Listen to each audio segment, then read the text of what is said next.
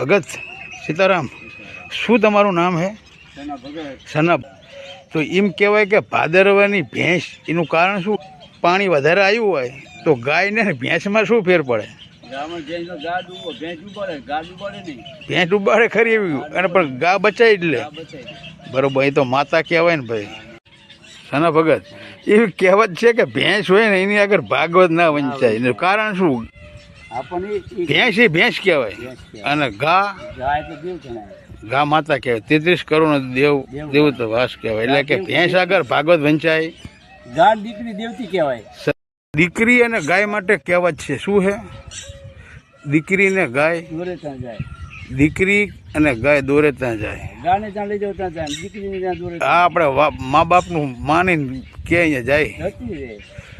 બરોબર. ભેંસ આગળ ભાગવત ના વંચાય.